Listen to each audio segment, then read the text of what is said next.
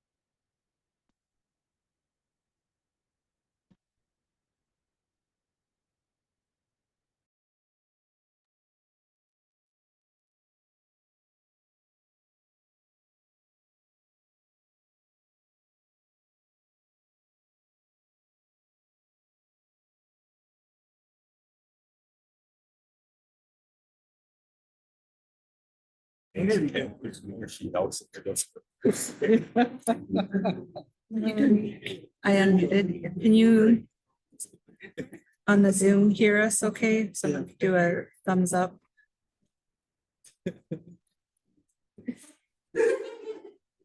Thank you. Is that you? Oh, so when I play the video, it'll play on here. So when I play the video, you'll hear it like, okay, when I play the video, but Right. you can have the regular mic. Okay, perfect. All right, we got it. Okay, whoops, is that? Where do showing you on put the your camera? screen? Towards the front? Yes, you did. My camera? Yep. You want your camera off? No, No. she needs it facing the podium. I need it to go Oops. over here. Oh, it's facing the wrong way. How do I turn the camera? You can't, you have to turn the laptop. We don't have a camera on this side. Oh, right, okay.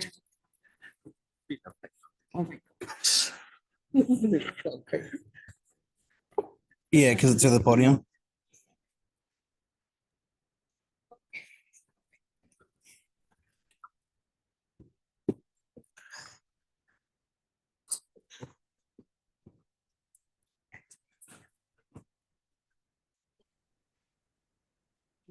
Okay.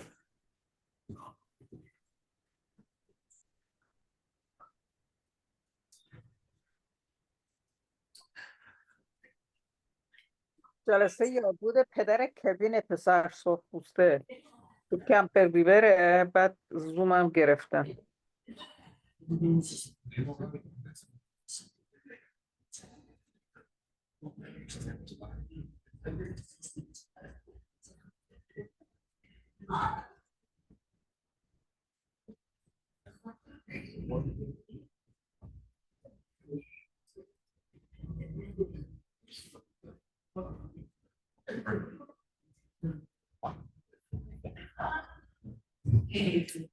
everyone. Ask if you please take your seats. Beginning the celebration. Thank you.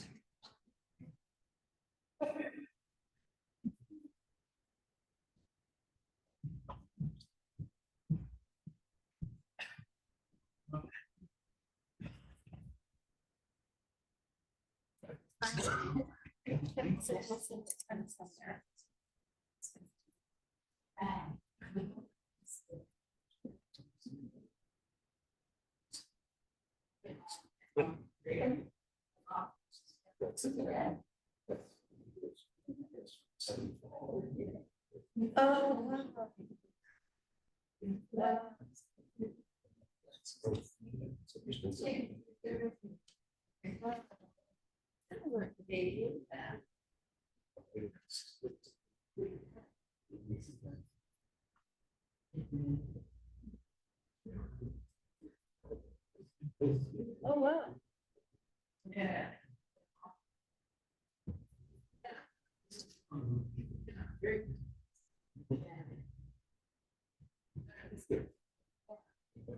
Right, right. Yes.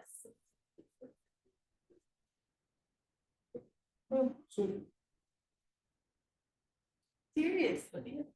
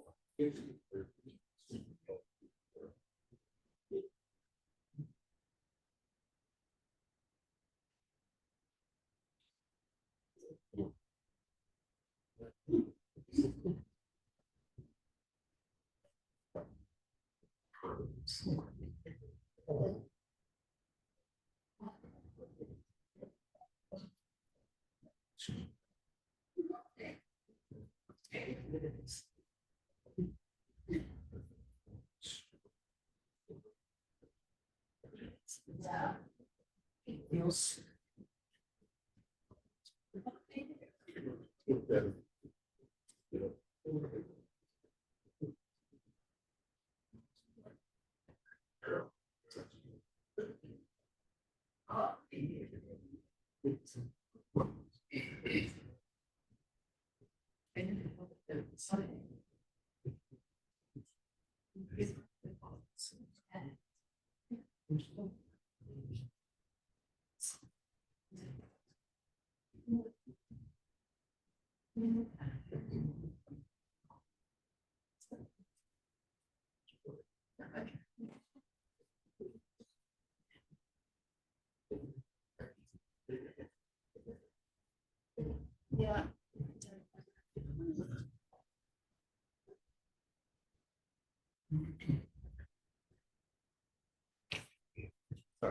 Sorry about that. Just a delay. Start shortly.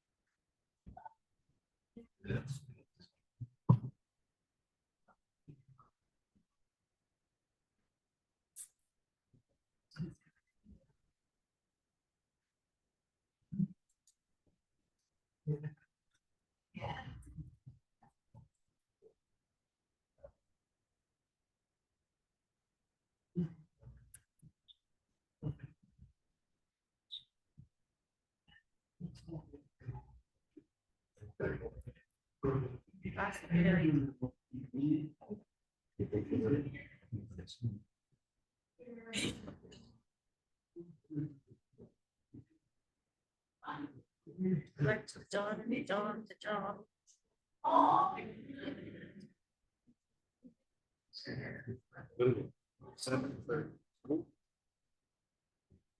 That's pretty good. Yeah, you're right. Wait. Yeah. Yeah.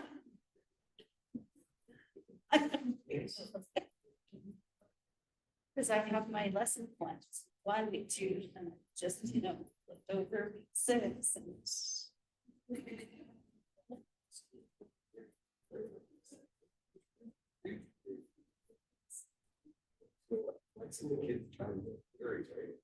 Yes.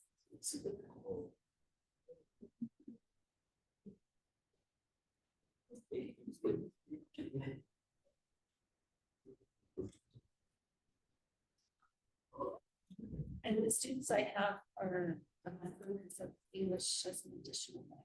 So we've done subjects, we've done words, we've done adjectives. Now we're doing nouns. Then we're going to do sentence combined. Sure. Just. Sure.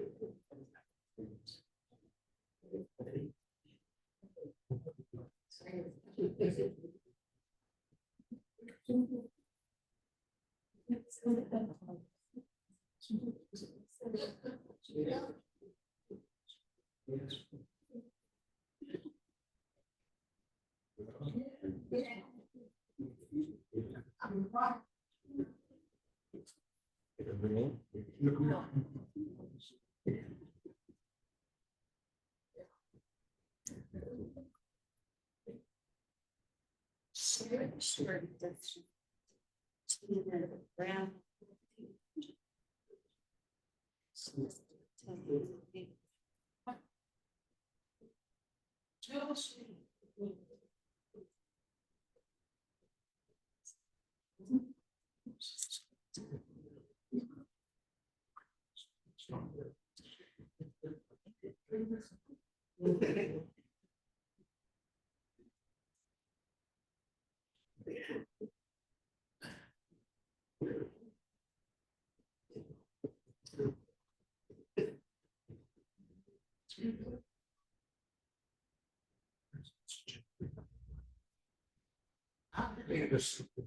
Oh, wow. Oh.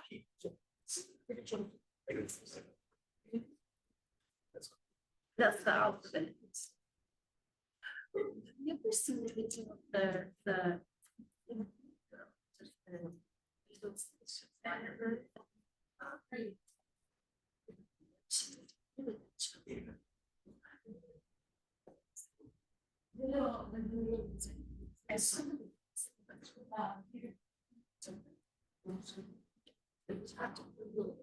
Blackbird.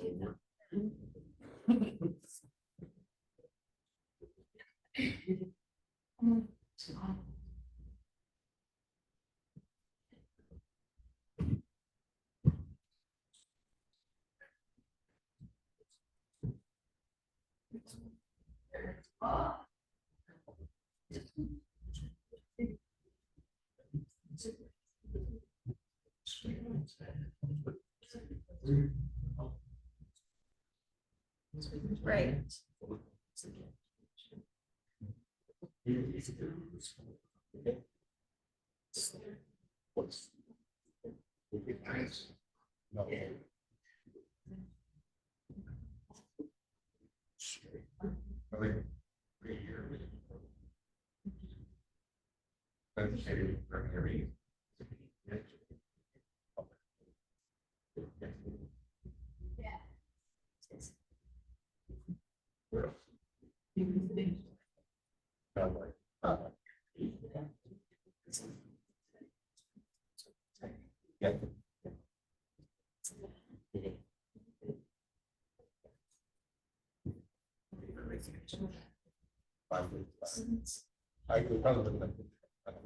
Yeah.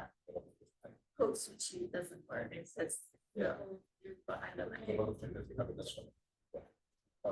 I'm trying to compare it to like. People are just. Let's stop. Uh-huh.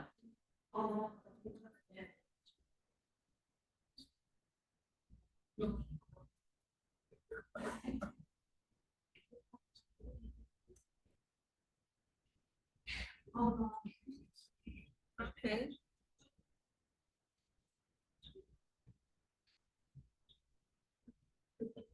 And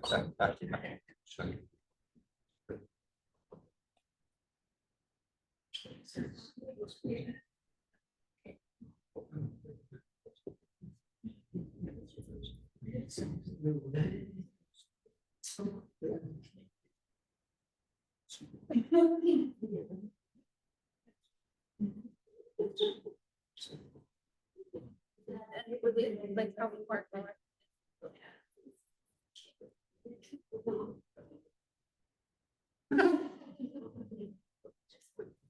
Oh, okay. Yeah. Not to like sure.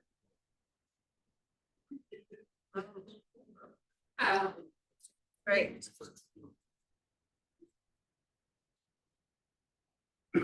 Right.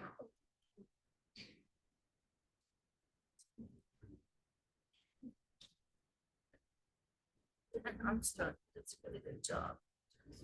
It's called land. Yeah. Oh.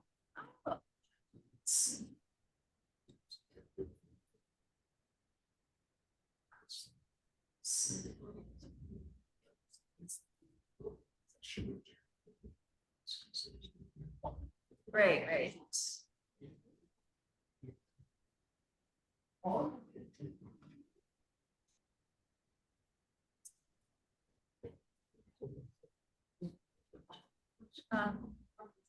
Jeanette, wow, she's incredible.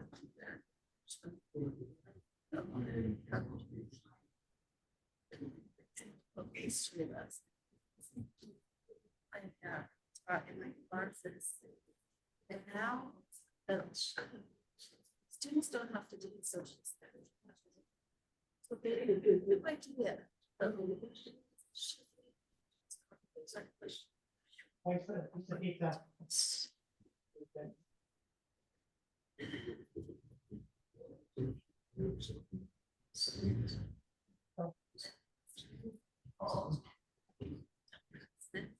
Sorry, that's difficult difficulties there.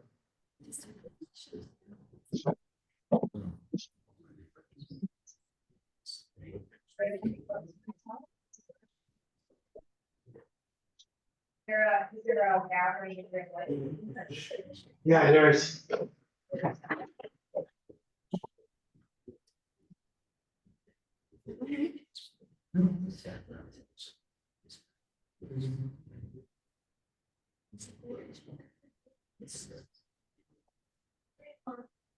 She's the thing. Yeah.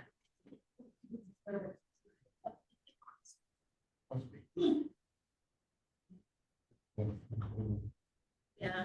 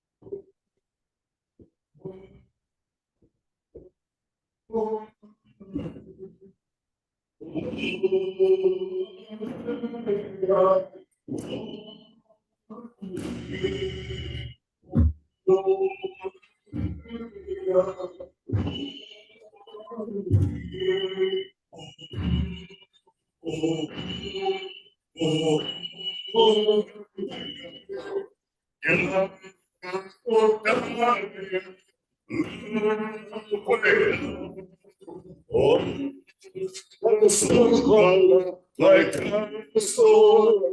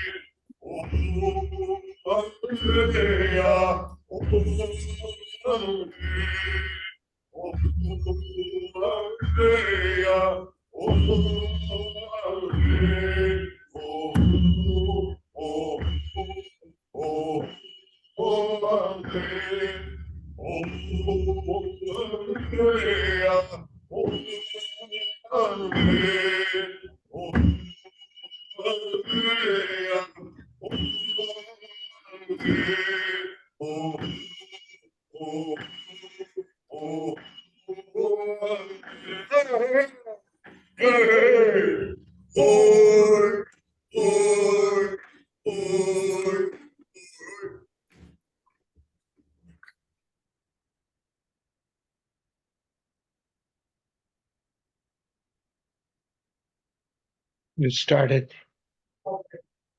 Yes.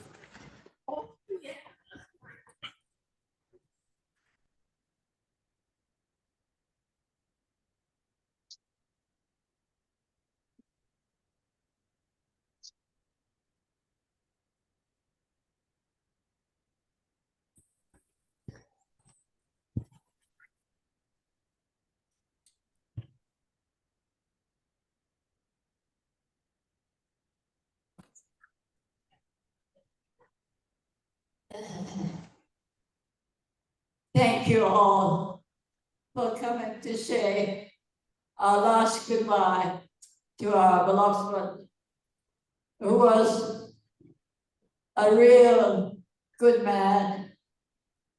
And the only problem is we didn't see each other very much. Once he really,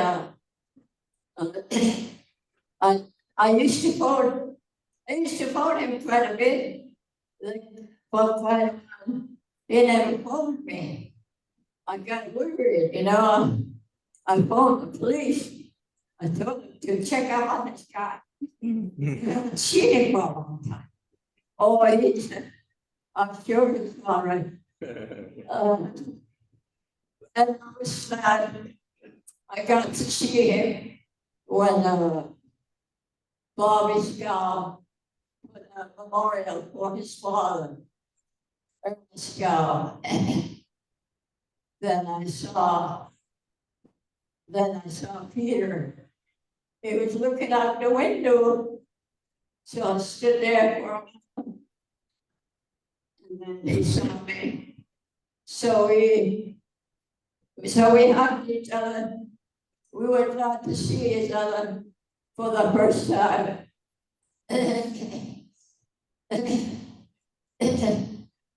Peter Scow, all of my mom and dad's children were very precious to my father and mother.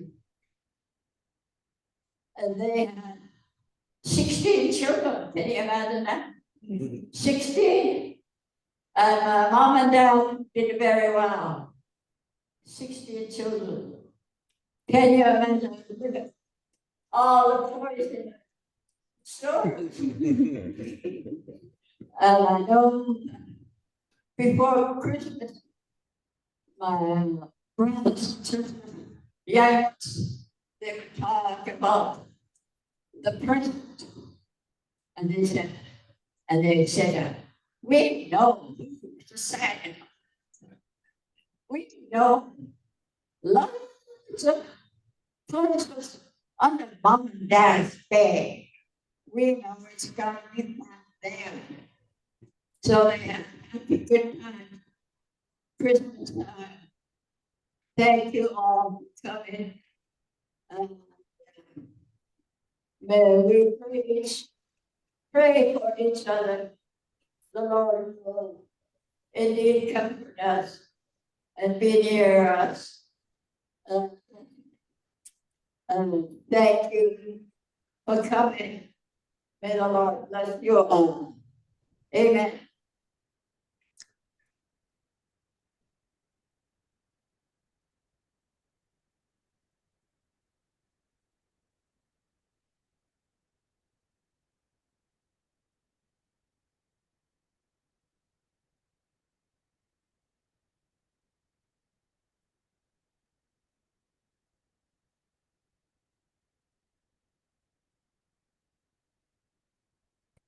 I'd like to invite Brody Madakin for the service portion.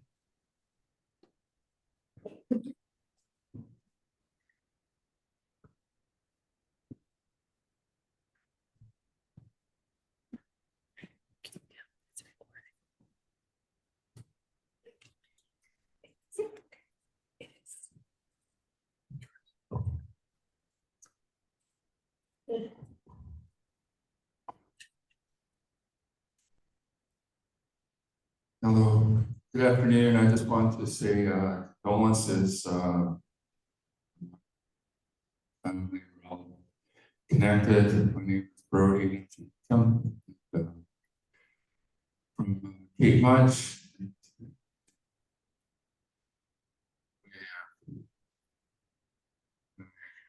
Hear beautiful elders speak with Beatrice there. I get to be reminded what it's all about. Life is all about.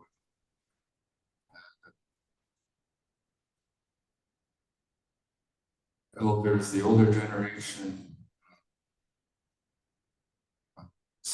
special time. Get reminded,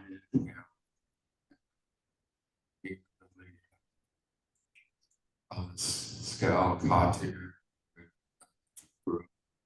very close, like next door neighbors. Just said, it's really promoting language, which is everything. When she learned I was going to learn it, she just was so encouraging. You can do it. It's real easy. I was like, oh yeah. I know. It's like, okay, it's not that hard. But I said, oh, I'll just do my very best. It's amazing what you can do when you say yes, because they're the ones that clicks us if we allow it.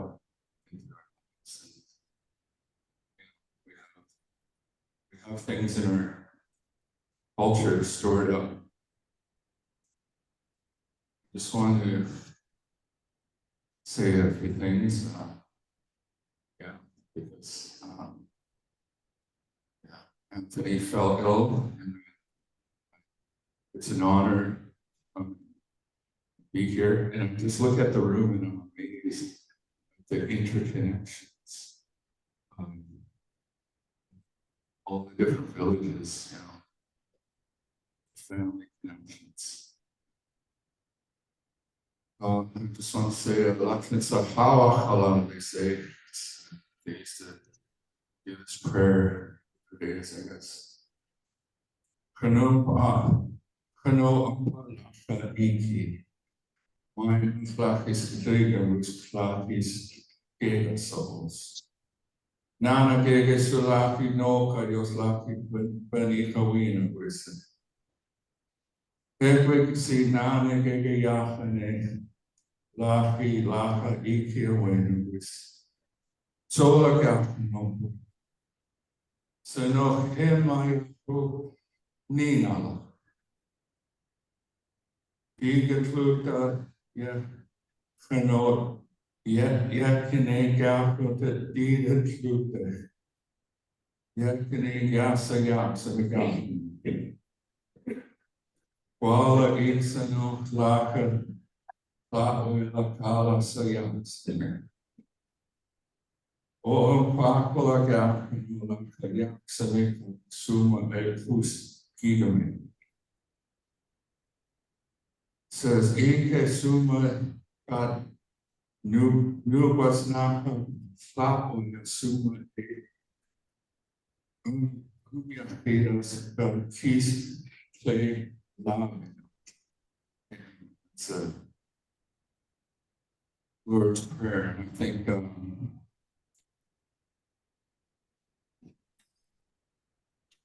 just wanted to say that because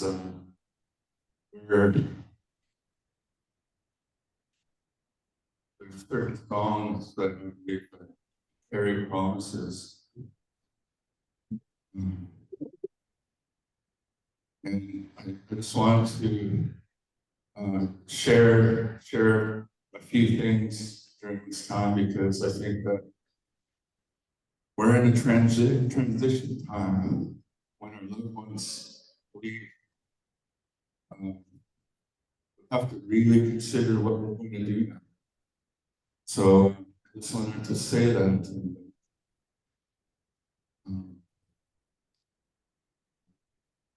Sing this song, Sweet By and By, because I just think that in cultural ways, that so much was done through songs.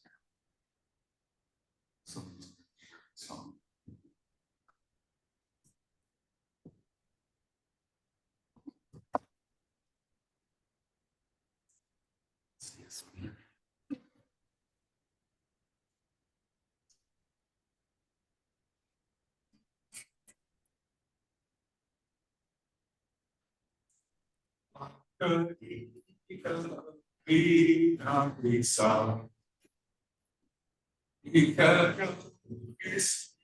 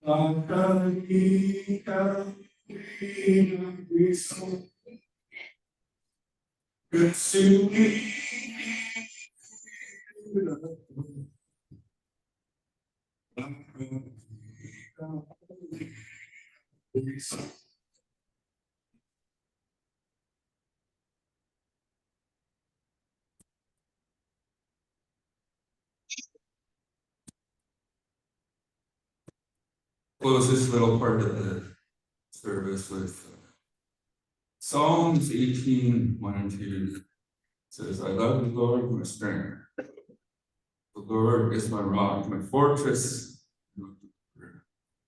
my God, my take refuge, my shield, in the horn of my salvation, my stronghold. It's really, I think when we come together, people who show the foundation, really show in action what the stronghold is. So, I keep getting amazed. Like Peter, they lots more to be said through the eulogy. I just wanted to say a few things before that's said. But that generation pours into the next. I think that's what I want to say. Pours into the next. And everybody being family members to the next generation need to pour into the next. And we can accomplish what the older generation really wanted us to do.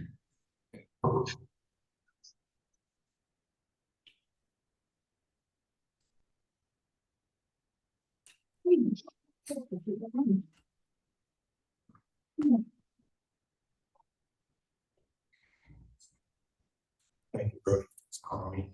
Both the words.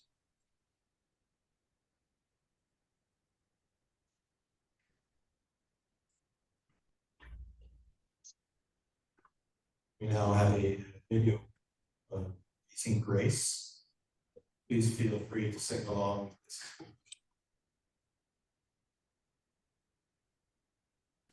Oh.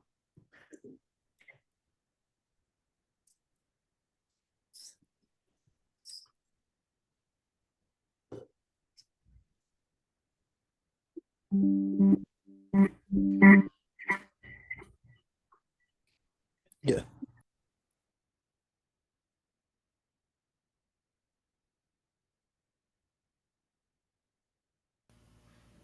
Chanya Zaidi Igalates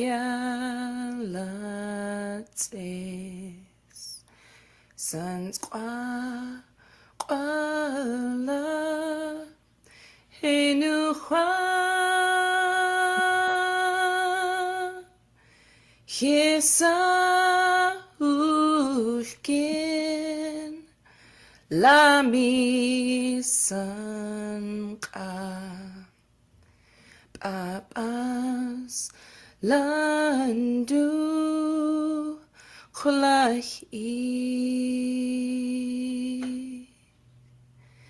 Help me Higa Lots Esanski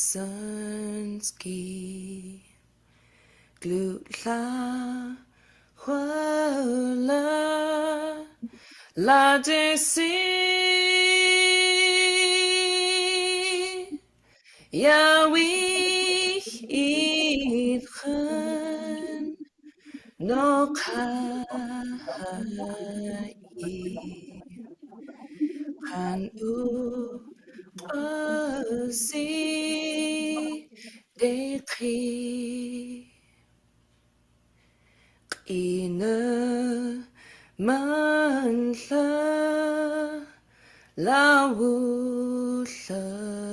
Las La Lach Sola Amla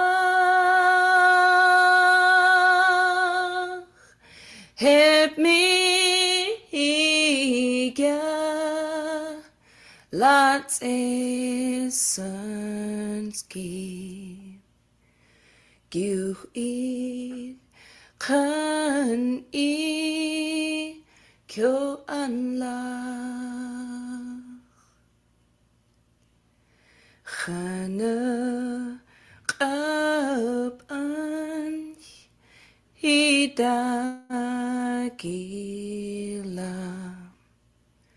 Qaka Qawets Isla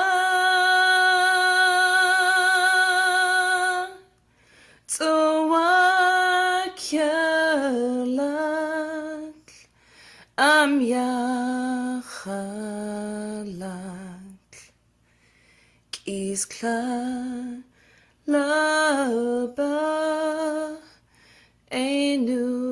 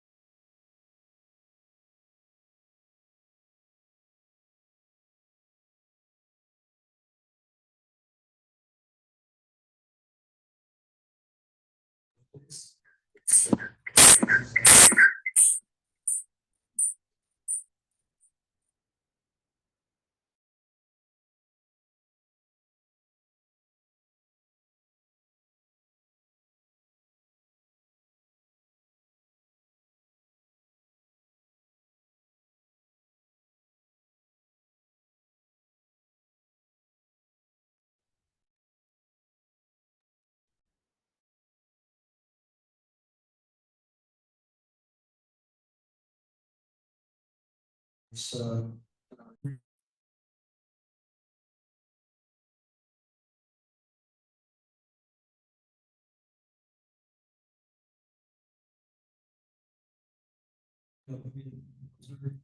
So it's walking. And heard some talking himself. I know. It's Peter. So we talked about that. He said, yes, he said, as soon as so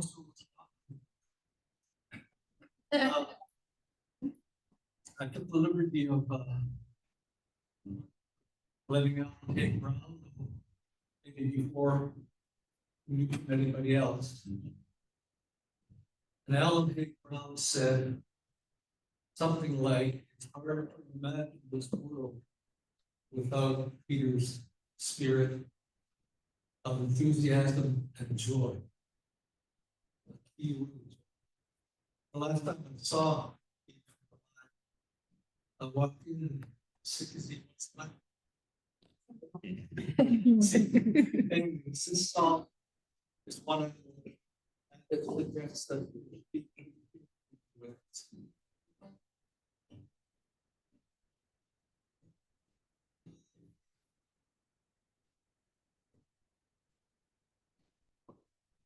when I shall leave this place, where I have been for so long, though you won't see my face, you may hear me in song.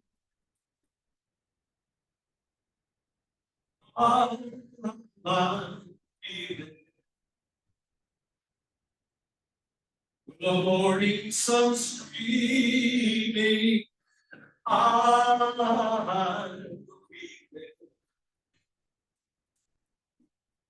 when the ravens are sleeping, I'll be there in the wind, singing your goodbye. I'll be there.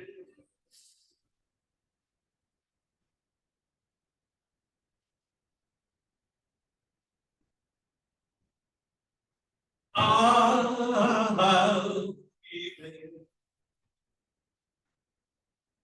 When the big clouds start clearing, I'll be there.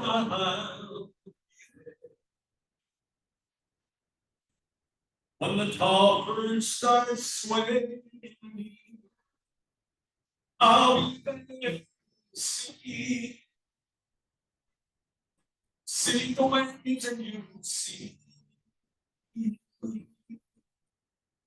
I'll be there. I'll be there. I'll be there.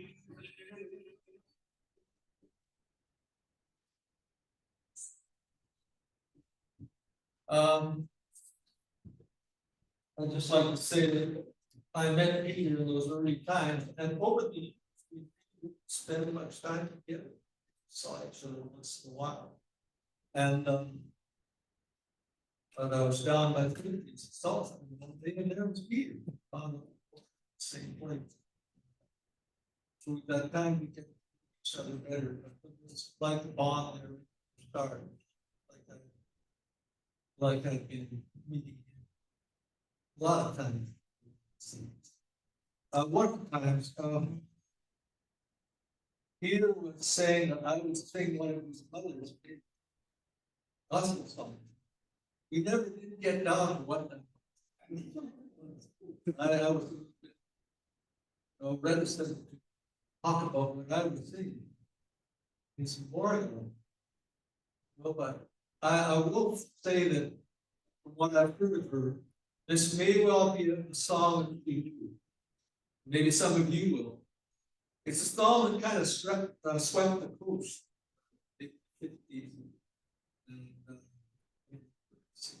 I first heard it band in BC.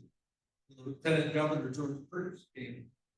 Indigenous people gathered along the fence, whites.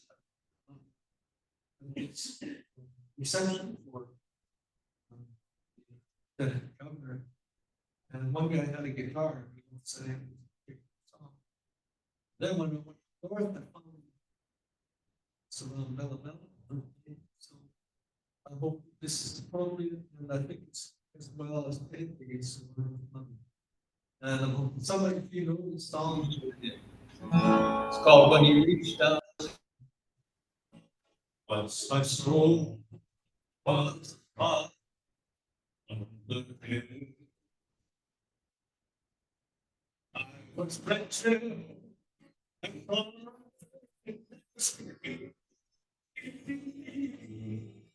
And my Savior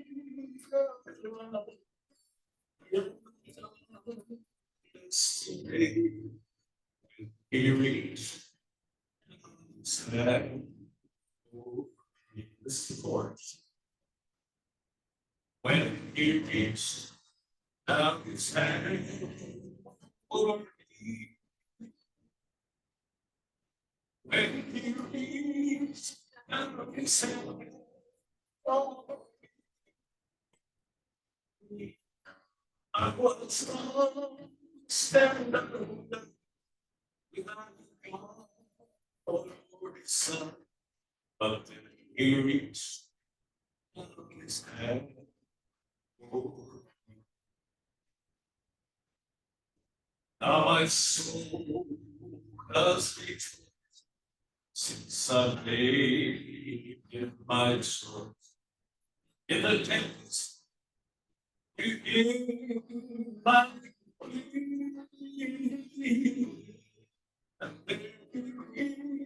and the sun says, oh, sincerely,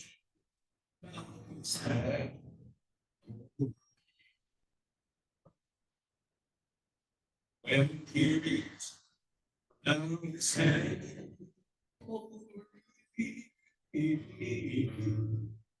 when he reached down his hand over me,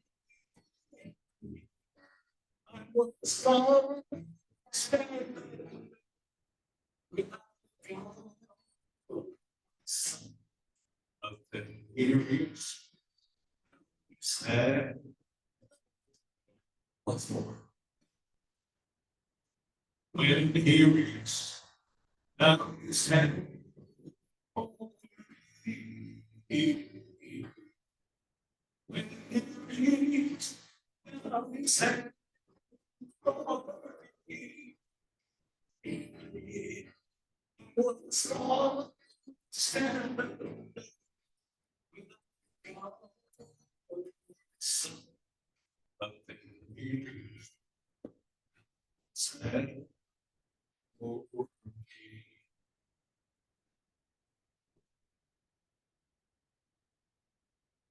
It's a time when I almost think that I should sing another one, but I will.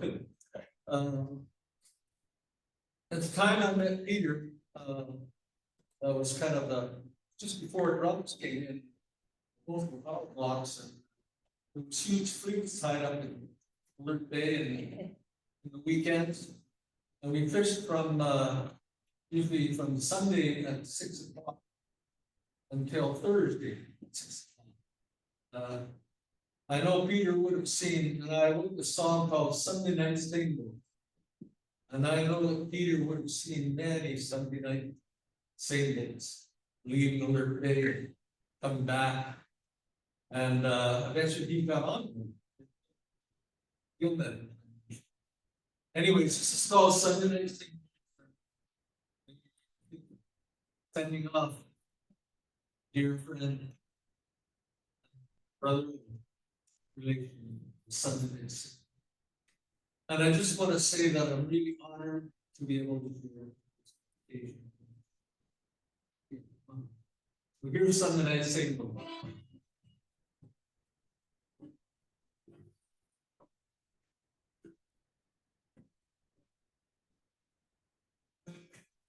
I see the shoreline, and I see the day. See those old cannon boats, concrete buildings, blink away.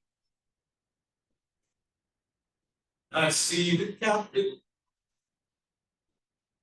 and the crews of that day.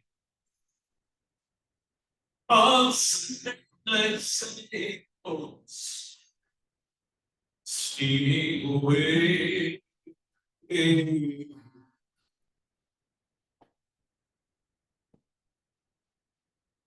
I see them tied up, and rest at docks. in a forest of flat mountains, big pile of blocks, taking on fuel and grub. We're mending the sails, just waiting for Sunday night. Go fishing again.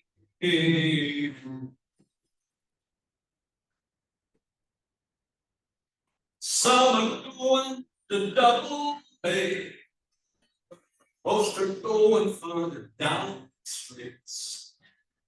Fish hard till Thursday, Sunday night singles.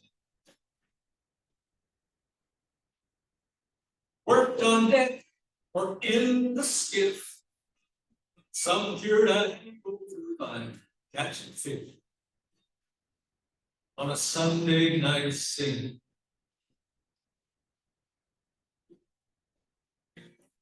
Now I'm singing of old friends like you.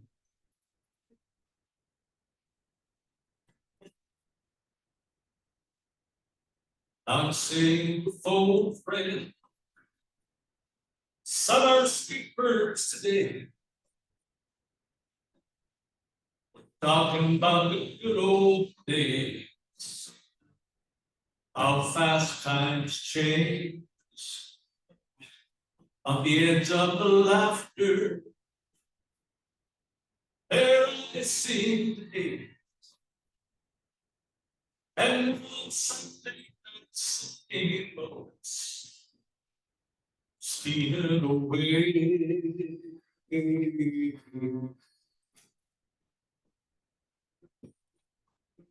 See a jumper, then you let it go. First up and bubble. On a Sunday night single. There'll be some shouting, but we'll work as one. From the fun days done. On a Sunday night single.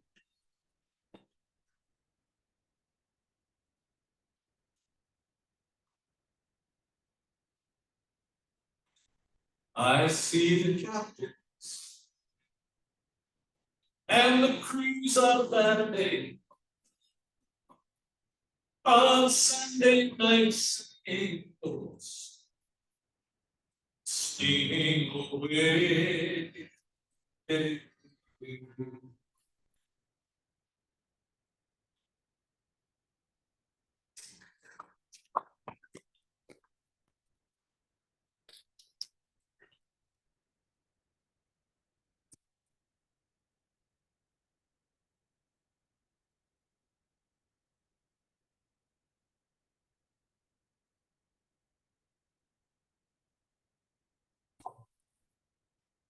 you.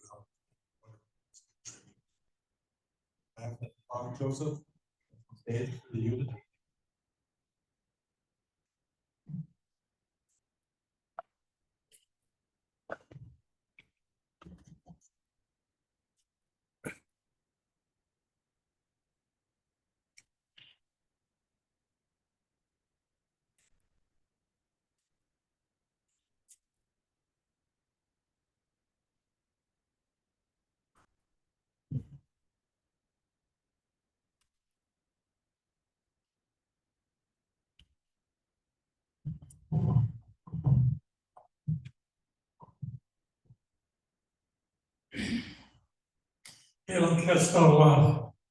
Nothing. Reading is all my relatives. Nothing says, cut in one of that. I also like to so we're gathered once again. More to try our best to celebrate the love, life of love just gone before us.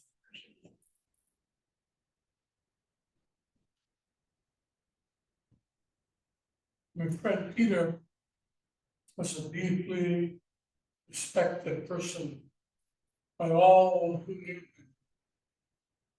People, every race, every friends. That's what he was about, friends. I was thinking about it and thought, what might I say that would be the truth? That would be interesting, that he leave a message behind for all of us. This is idea of friends. Kept coming back. And I said to myself, what is the measure of a man when it's all said?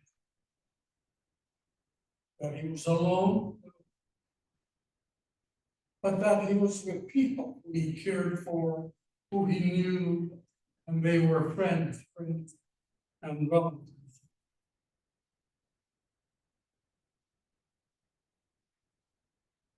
Peter and I grew up in Ulysses, Alberta, BC.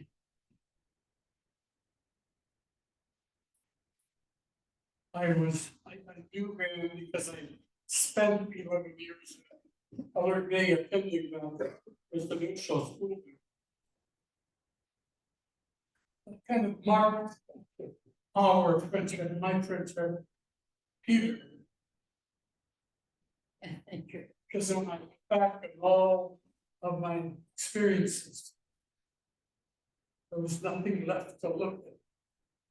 Broken, in despair, just on that big person. That's the experiences in those schools. So I became friends with this wonderful man, Peter. And without even trying to lecture me or judge me, or tell me to do this or be different or try harder,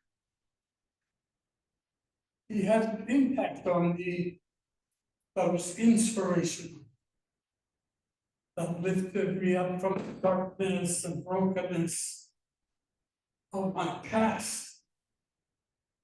And I began to feel the worth, the value in myself. There's no greater gift than that you can do to other human beings. Give them purpose, to give them the will to excel. That's noble and helpful. So I'm gonna really, really miss Peter. I haven't seen him for a long time. In the recent years, I've been traveling a lot, talking to people, talking about reconciliation and how we can be better together. So I was a theme speaker at this huge gathering at Queen Elizabeth Theatre. I was sitting in the back, waiting. We thought I should go and peek out and see how many there were in the audience, and the hall was beginning to fill up. Then I saw Peter and my other friend raising that hand. And I thought, oh my God, my high school friend, they're going to see right through me. And then they sat around and said, no, they're here to support you. And the idea that they were there to support me again was because they were those kind of friends.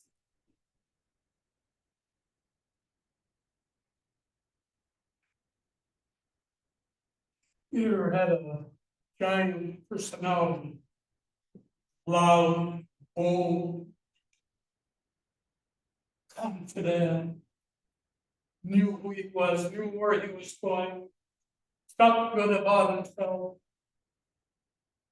And he allowed others to see that, so that we, people like me, might get on that train and start to like myself, love myself, be like Peter, speak like Peter. So over time, without knowing, without that lecture or anything, like I said, he became my mentor, my role model. All of us, throughout the course of our lifetimes, need those kind of lift us up when things are heavy, to brighten our day when darkness prevails. So Peter, for me, was truly inspiration. He didn't want to be, he was just that way. And I thought about how come my friend is that way? And I thought about it and I thought about it. And while I talked about friendship, I realized another thing, that Peter became who he was because of family. It's a huge family, immediate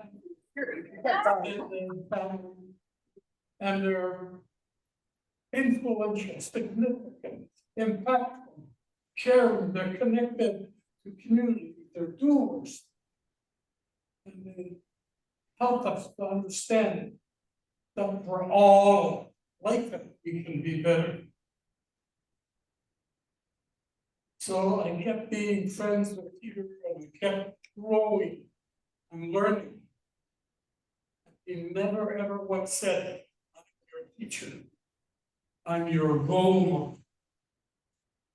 He walked the walk, demonstrated and showed who he was, what he believed in, what his values were, what principles he lived by.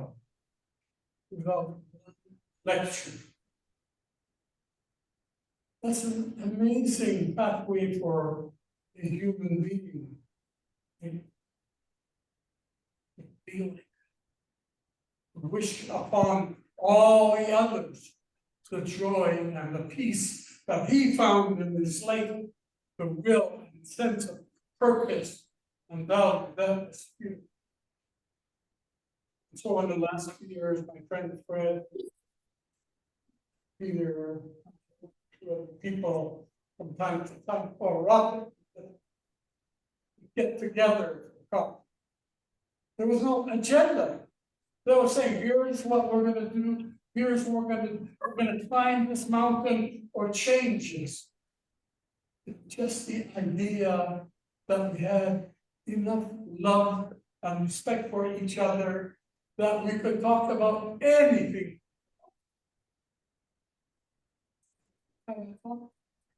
That's about it bonds us together. We want to be better than what we've been. Every once in a while, we'd separate, go our own way. I wouldn't see Peter for a long time, or he would see me for a long time, and then we'd run into each other. And the first thing that I always thought about Peter was this big smile. Nobody had a smile like Peter. That's only half of his smile. There was a smile. There was joy in the man, and he wanted to share it. Whoever he met, whoever along the way crossed each other's path. He would say, "Yo, hello, how are you?" And I say, "Yo, I'm fine." And then we burst out and laughed. I never could quite understand that, but we would break out in laughter after the little ritual. I think it was because Peter was fluent in Parker. I love to hear that man speak and talk. I look back now and I hear his voice and I understand better now why he had the voice that he had. That he went to other people to support other people or to lift up his circle of friends together. To think about ways and relationships where we communicate. So I spoke about family a moment ago. That's where he got his power. From this huge, big, powerful Scow family, immediate family, and the extended family. His father, he was a giant of a man, legendary. When he spoke, you heard him. When he spoke, you listened to him. He was brilliant, he was a scholar, he was a leader, he was everything that many of us want to be. He took his role seriously, advocated on behalf of all of us, and created understanding between Indigenous people and all other people. Peter's mother's side. We have this most gentle, beautiful, soft, spoken, graceful matriarch who held herself up and just personified love and dignity. So how could Peter go wrong? He didn't. And then, of course, he had all of these siblings. I didn't get to know all of them closely, but they're beautiful, they're silent, strong, proud, resilient. And so Peter had a really good foundation for all of them.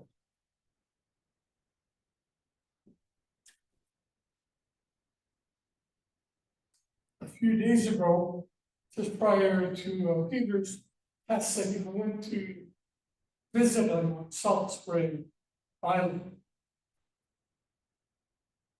He was calm, he was poised, and he was clearly at peace with himself. How many of our loved ones can we say about that when the final adversity of transitioning into this spirit?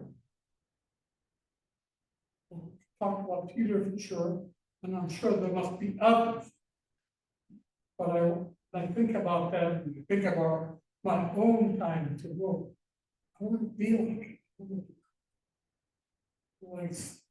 to live out to my last breath the reason that was here, placed here. I saw courage in the face of adversity. Peter's face. I saw the indomitable human spirit that he always exuded. It was clearly present today.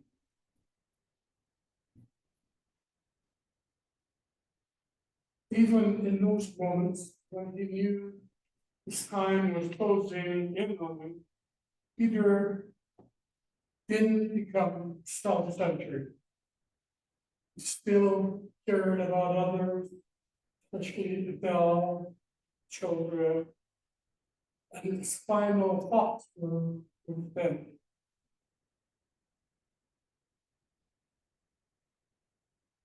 But when I had gone there to do that day, I just felt compelled to do it, and I waited for a moment so that I might interject subtly or as quietly as I could. I wanted Peter, because I heard this all the time from others who sat with loved ones who were getting tired to the spirit world. I wanted Peter not to be afraid. To be afraid, and he wasn't. Lest we miss this most sacred moment of all human experience, moving from the mortal to the immortal world. I can't imagine anything more sacred than that moment. And if we believe that, if we can hold that to be true, then we can move the service into the idea that we are in a celebration of life. It's a process that happens in all of these gatherings. And so while we're sad, of course, and while our spirits are heavy, of course, we celebrate this man who was dearly loved and respected. And we thank him for all of the things that he shared with this world.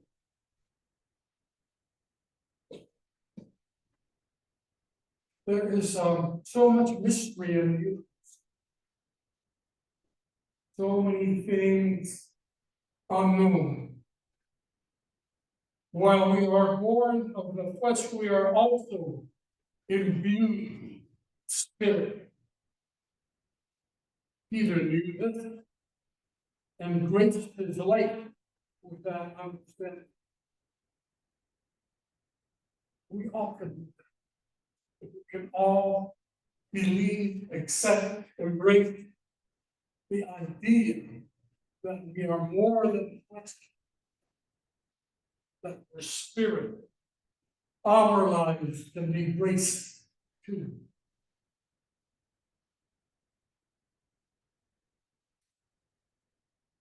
That's what set Peter apart from many of us. That's what made him special. That's how he achieved serenity and humility in this life. Because he thought about these things and worked toward these things. Peter was a good friend of mine. He was a powerful mentor. He was a role model to be emulated. Peter was always hopeful, always inspirational. He believed in himself and he wanted others, us, to believe in ourselves. During our high school days, I was an 11-year student at St. Michael's Residential School. My sense of my own humanity had already been totally destroyed, wiped away. I have been repeatedly, daily denigrated, humiliated, shamed, beaten up, mentally, physically, spiritually. I felt nothing and I became nothing. But you know what? Peter cared that he was my friend. Some of his friends became my friends. Like I said, my friend Fred is your friend Andrews. When we have friends and develop relationships and find ways to deal, to confront, to work with any adversity that comes our way. For Peter, it was natural. He just had to be himself. He didn't need a degree. He didn't have to be schooled or educated. But he could be himself through all of the things that he learned from his wonderful family. Peter was fun, he was outgoing, he was charming, articulate, confident. He was a girl magnet. You know what? I was thinking the last few days, I've been thinking a lot about Peter. And he was just that kind of person that was open to all other human beings. I think if we learned that all of us, just to be open to each other, there'd be less judgment, less fear, less separation. And those were all of Peter's attributes. Along with everybody else that he knew or knew him, I wanted to be in his orbit, to be like him, to be happy. To go like.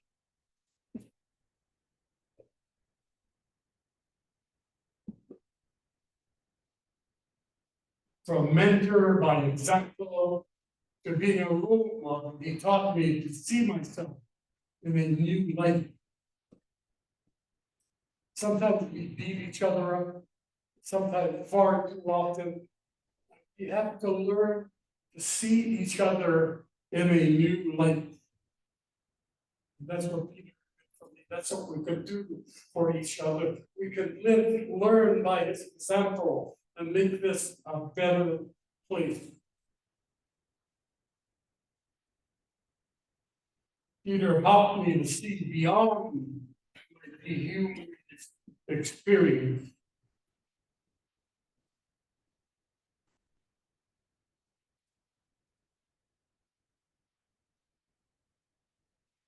I want to speak to the pamphlet. It's beautifully done. I know that, as is the case at most gatherings, all read much of it. But tonight, this evening, when you reflect on our gathering and you remember Peter silence of the bedroom, front room, or whatever, read this again. And you see all the foundational elements that made Peter a unique human being. Somebody who cared for others and did what he could when he could. And then in here as well, there are some perfect facts, highlights in Peter's life, moments where Pascal was the order of the day. So really look at this pamphlet, read it one more time, dedication to this wonderful man that we're saying goodbye to me. In the old days, when I was young and small and I lived in Kingston, Guilford Island, where Peter, by the way, was partly from as well, I'd go to funerals and we would walk a mile and a half to the gravesite into the woods in Kingston. In the middle of that forest, there's a clearing with row on row crosses, and the remains of many of the people who have gone on to the next world. At the very end of it, a chief, an elderly chief, would stand up. He would say, "Hagia, go now. Mama, to speak as Lord, for you have decided. Go. Wala masila, don't look back. For my youth, go straight. Eat that which gets through that foot. In time, we will meet again. So go now." So we say those words to my friend Peter, your Lord, and we thank the Creator for his life, for his spirit, for his generosity, for his impact, for his contributions to humanity. We feel so privileged that he considered me his friend. That's always come. That's all for now. Feel like that's up wrong. Yeah.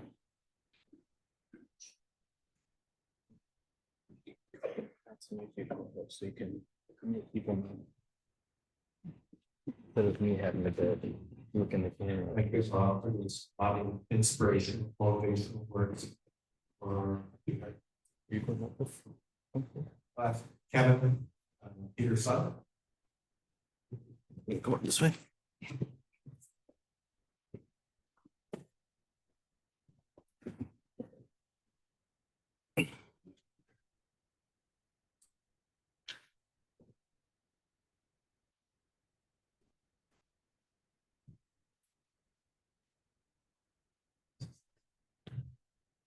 Feeling nervous coming up here, but then I looked at the bus smile. Thank you all for being here. I have so much love for all of you for coming here to sing all of this. Thank you, Robert Joseph, for your words. It's such a great for being his life. So special. So special to him.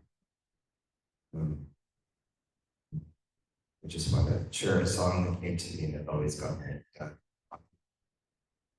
Came to me from the outside in. Say Winkle Sun. It's the name of our songs to share this.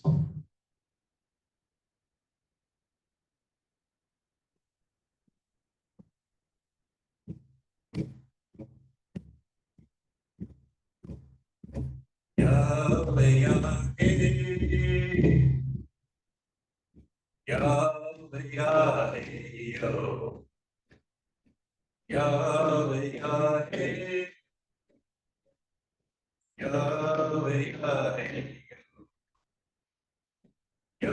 Yahweh, Yahweh, Yahweh, Yahweh,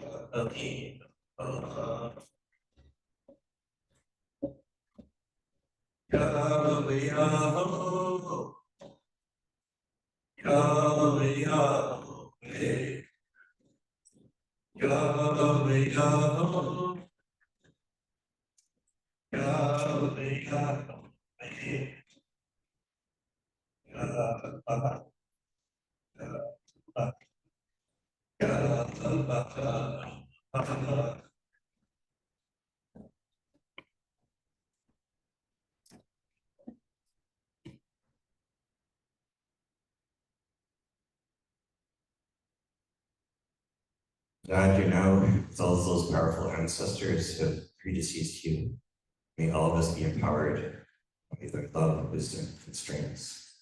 Yo, give us love, all of our relations.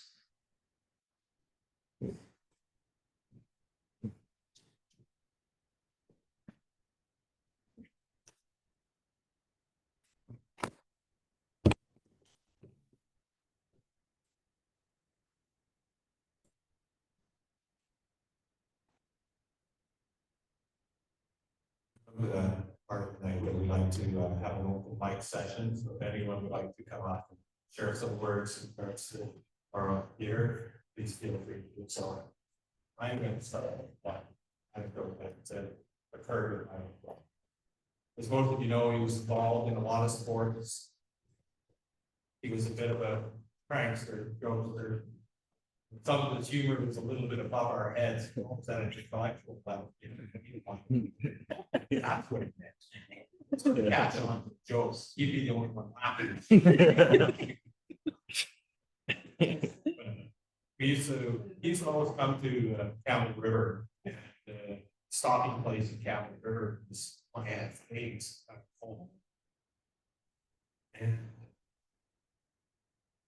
everyone used to drop by there. They were going up to Alert Bay or coming back from Bay. That was how to stop at. It's a meeting place, and I had the luxury in my life spending a lot of time in the city, which meant I got to see everything. One of these times, Uncle Peter showed up. Beverly Kevin, that he was with at the time. We were goofing around in the house, and of course, there were too many people and not enough space to go around. So we asked us, "Come on, let's go outside and throw the football." None of us football. We had this ball, we were really cool. Because Uncle Peter decided to show us how to play football. Throw the ball and tell us how to catch it. Your hand, catch it with your body. So throwing and making us run these patterns, right? Catch the ball. So concentrate on the ball. Concentrate on it. Make sure to watch the ball. Watch it go into your hands. I was a little happy now. Okay, I'm still happy. I was making comments on Peter and shake his head. Well, for this past, remember, we just watched the ball. He went out there and I ran into the pattern, not paying attention to what was going. He threw this ball and it's low, so I had to really bend down low to catch this ball. So I proceeded to catch it. Right after I caught the ball, everything went black. I couldn't breathe. I didn't know what was going on. I slipped back and I started to panic, and then I stood up, realized I'm standing in a mud puddle. About a foot and a half deep. To this day, I don't think he did that on purpose. And, you know, said. I don't know. It's one of the things I don't repeat, you know, I had spent some time with the Babbitt Cab, go skiing and so on. I always remember this way. It's fall. Anyone else? For Mike?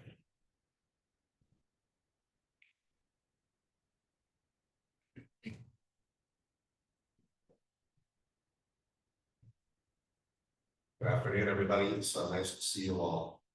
Fortunately, this is the only time sometimes where we get to run into each other. I assure you that it's coming to the family that you're all here.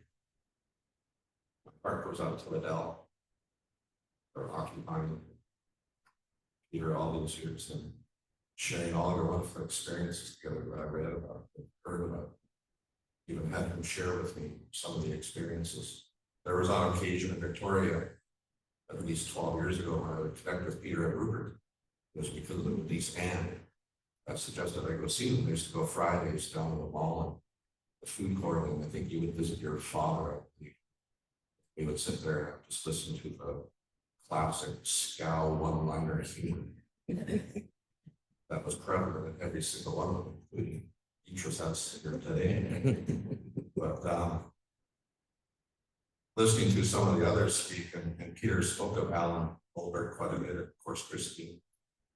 He had a special place in his heart for you guys. Heard about him often. The classic lunches that Bobby Joe spoke of. I would bring Bobby Joe when Kevin came with us one time. We would pick Peter up in Powassan. He'd come off the ferry. And it really showed me dedication. Because this man would walk on the ferry, take it to Victoria, but take the Victoria ferry to Powassan, and come see his friend Bobby Joe and Fred. And we'd spend a few hours together, and we'd turn around and we'd bring him back to the Powassan ferry and do the reverse on back home. That's an all-day venture. But I got it the very first time I went with them. Just the pure joy, the laughter. After the fourth or fifth lunch, you realize they're just kind of the same stories and the same jokes, but they're kind of after one of the lunches of Boston Girls, I brought Peter back to the ferry. We used to, we got Sirius radio in our car and put it on 50s or 60s for the rain. And it's only a 10-minute ride for the mall to the ferry. And Peter and Bobby were both singing. I'm like, oh my God. The speed limit is only 80, but they're going to do it 110.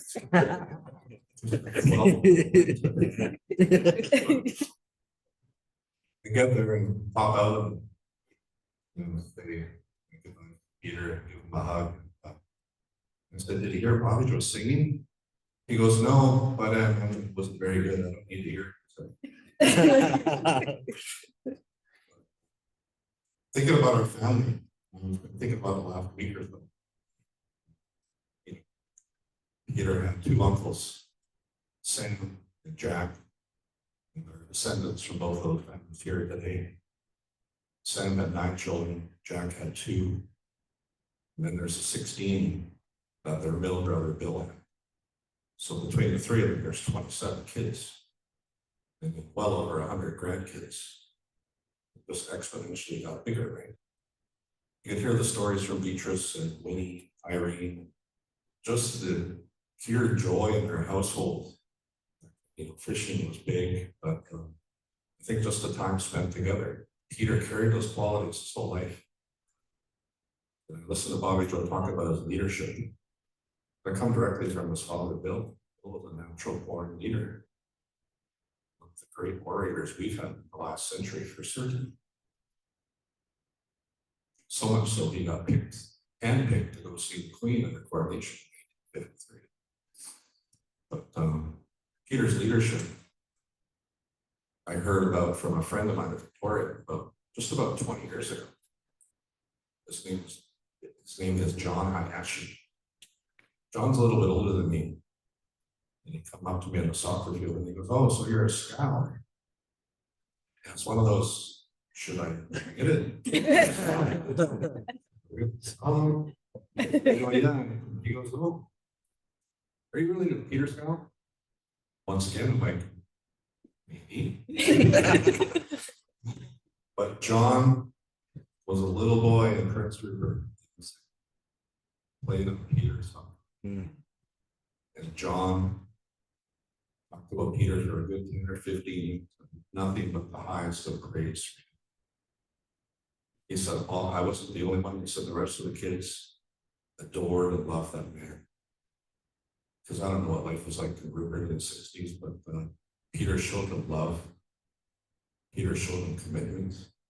Peter showed them hard work. And these are all John's words. And John said, "I carry all that with me to this day." So it's quite remarkable to have somebody make an impact on lives like Bobby Joseph and Peter did with everybody. He left a visit with Peter and he felt good because he was just pure joy. They call it unconditional love. And he exuded that in spades. He was so proud of his dad. As it should be. Your dad should be your first role model. And Peter had the highest amount of respect and love for his father. But Peter would be the first to tell you that Dad worked hard because of the 16 kids. Dad traveled a lot. Mom was our backbone. So Peter got it from both parents. Imagine cluelessly all by yourself looking after that many kids and having organization and rules.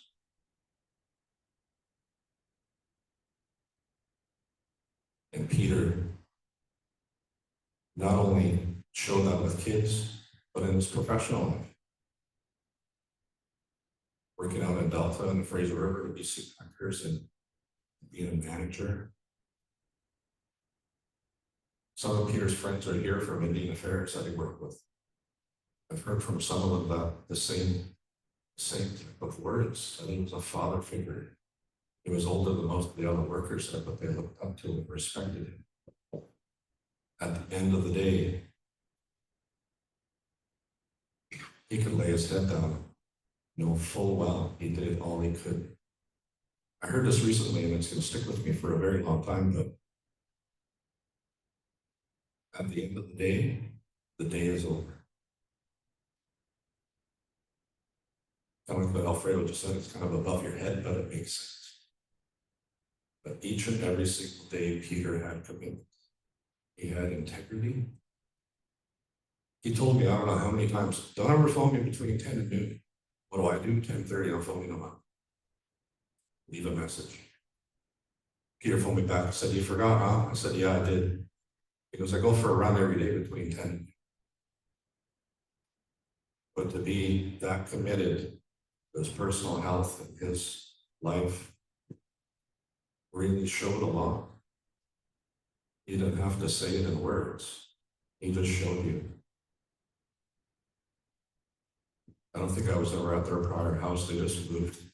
And Peter became ill not too long ago in Salzburg, but they had 2.5 acres, I would say, something like that. They had gardens. They had basically a farm, a hobby farm. So that's an awful lot of work for a young man, never mind somebody who's in retirement age. But it speaks to the teachings of our family. We're all familiar with Chief Johnny Scow, who was our head chief of Guilford Island, the Pacific people. And it came down to Bill Scow. And then you see the leadership qualities in a lot of Bill's kids, including Peter. Those are traits you can't buy. Those are inherited genes. I was proud to see that Peter inherited those because they made an impact on me, even the last 15 years. just with his attitude and his sheer energy. You know, there was one time I was feeling down, and it was a Friday in Victoria, and I go met them at the mall, and him and Rupert are just all about laughter and all about love. And within about 30 seconds, I forgot that I didn't have the best of mornings or whatever. And on my way home, I'm like, wow, these guys have amazing attitudes. I want to be more like them.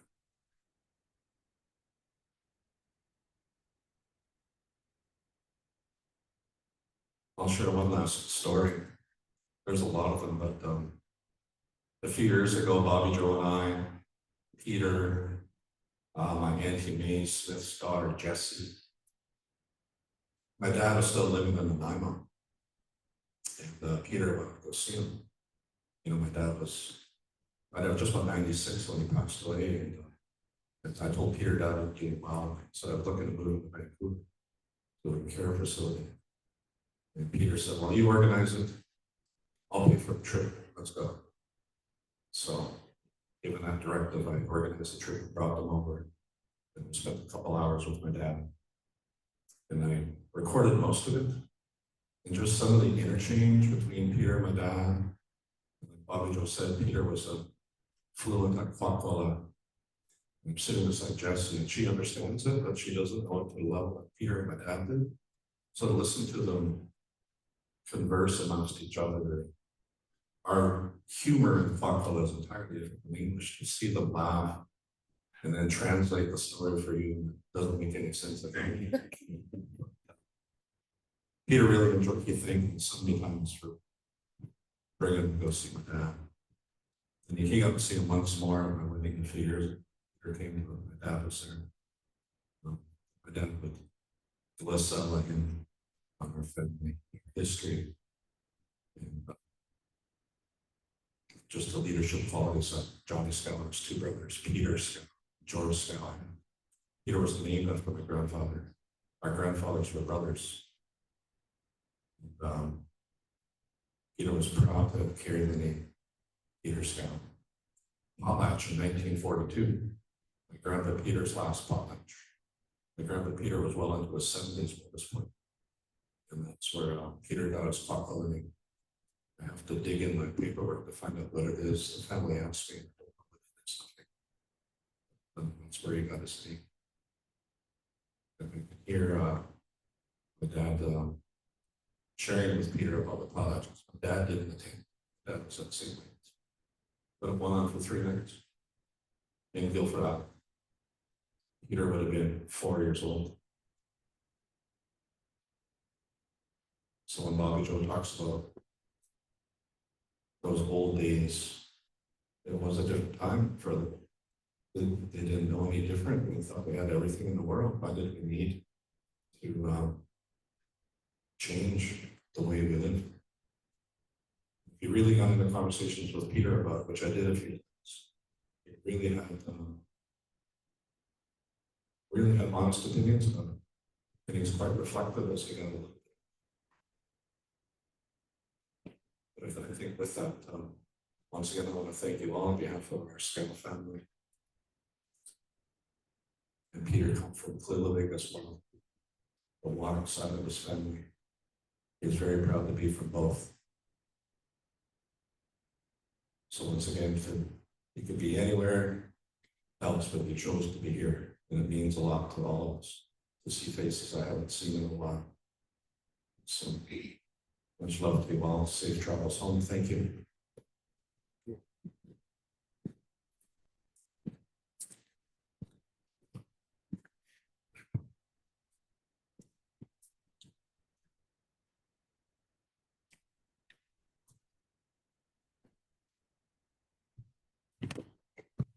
Hello, everybody. My name is Don Stombeck. For those of you who don't know me, I'm from Alert Bay. The water family. And my purpose here is certainly to offer condolence to my family. But I know, I guess it's Peter's most recent visit to Alert Bay. So I made sure you want to see them, talk to them, let him know who I was. And I saw that smile that Bob talks about. Bigger than that in the mayor, and was truly happy that I came to speak to him. He recognized me, you know, we spoke. Realizing these family connections that we have, so no, I have relatives here who don't know we're related, some of the younger ones, so. Well, you know that Peter is well familiar with Alice was my grandfather's sister, very closely related. So what? Put a face to me so that we know who we are when we see each other. We shouldn't walk by each other in Walmart without acknowledging each other. I think it's important. That's a short message. And I get from that short interaction I had with Uncle Peter. I wanted to just share that with everybody. And, I know I'll feel way better than Uncle Peter, so be sure to put that ball low on purpose. Thank you.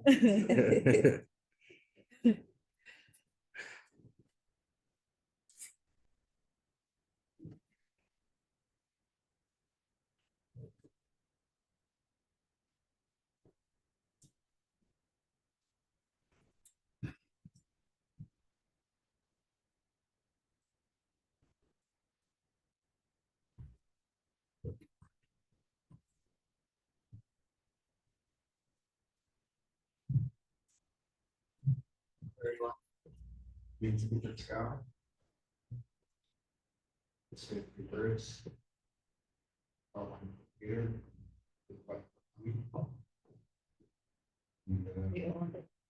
My Uncle Pete and my dad were very close all the time growing up. Every time I went to Victoria, eat and sit down and have something to eat. It's always laughter and it's joking. So he was there at the final. Dad passed away.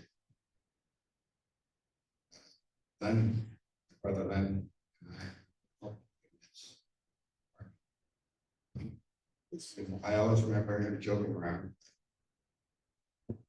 He was always very good to us, very kind, always laughing. I'd like to relate this one story when I was living at my brother Barry's and perhaps some pieces. One day, Uncle Pete phones up. He said, "Oh, hi, Uncle Pete." He would often visit Barry. So I said, "Oh, hi, Uncle Pete. I'll invite you in." Barry's phone. You need to use the phone to buzz people into his apartment. So I hung up. And but he said, "We get this call. It's Uncle Pete again." And he said, "Oh, didn't it work?" And he says, "What did what work?" He said, "I'm Indian. I'm only trying to talk to Barry."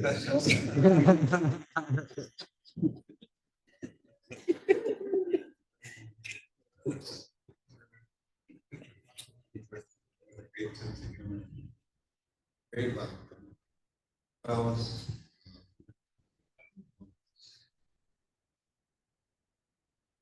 I'd like to also Scout from the college of guides is to honor Pete with some songs.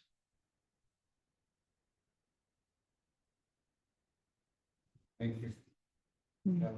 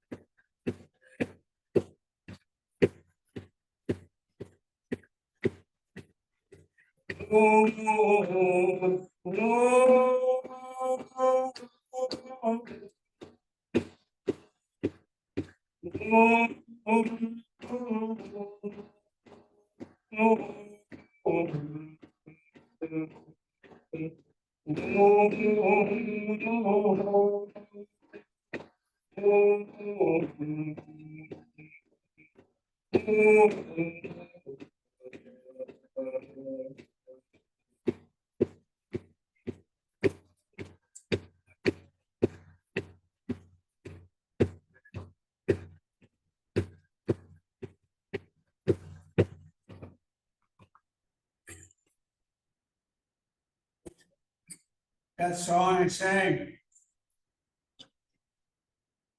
was the prayer song. It was healing, it was healing in your heart.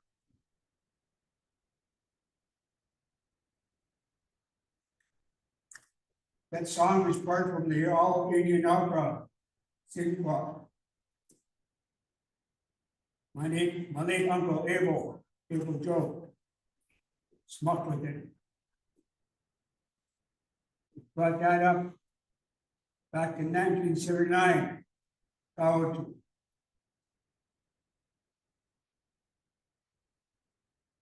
It was a 3-hour show.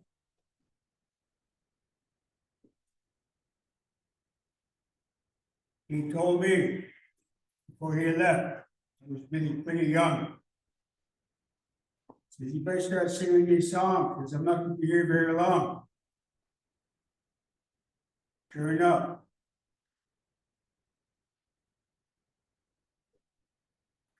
Started carrying on the song, all the songs that was in Yaka. Got it in my heart, my treasure box. So the next song we share. It's a remembrance song and dance. in your heart, he was the elder. Once he was here, now he's gone. This song was started from my late uncle Ray Peter.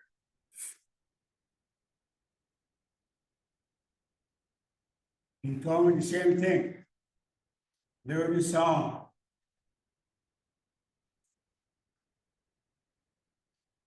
This is a song I'll try to remember.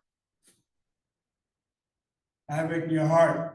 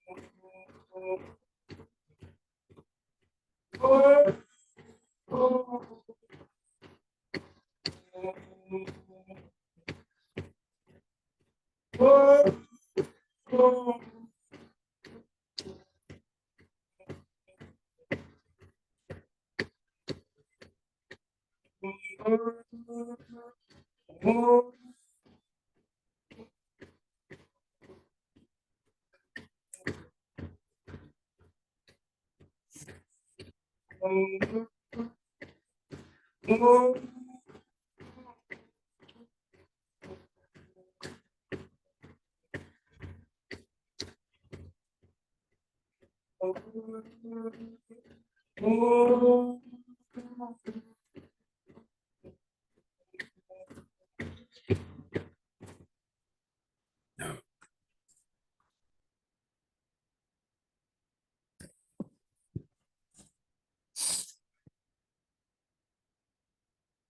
Mr. Terry. I'm from Salmon. Thank you for bringing the songs. It's my heart's up pretty good. Really. Because in the remembrance. It's me here to hear that song. Wherever you go, we're dancing to hear that. Brings up a lot of memories. We had the old timers. Ellen and our group. They're all gone now. The high school.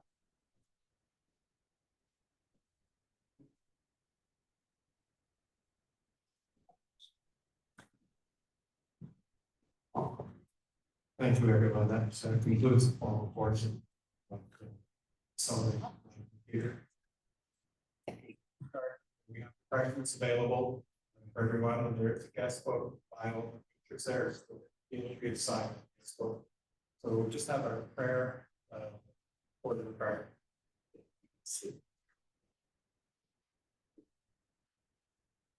And like that's like giving me.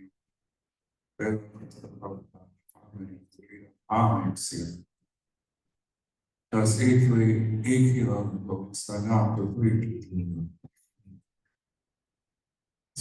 Bless the food and thank you for the cooks. Thank you for the food. Those that are strong that just come alongside family. Bless them. Good the text I gave you and just fellowship together.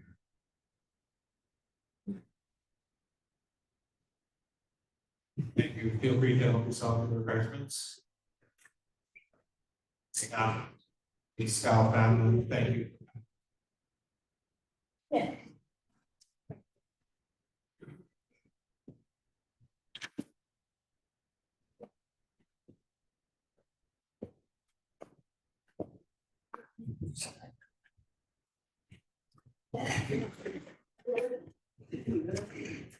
Thanks.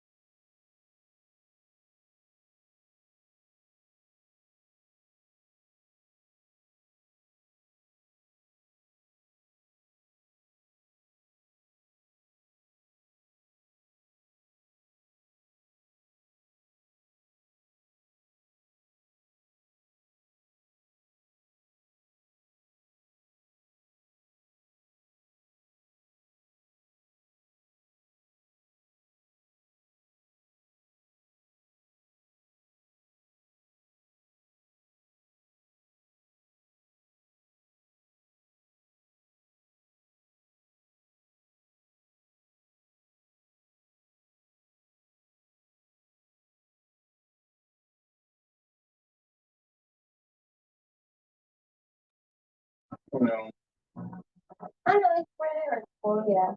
Yeah, it's the worst thing to try to say about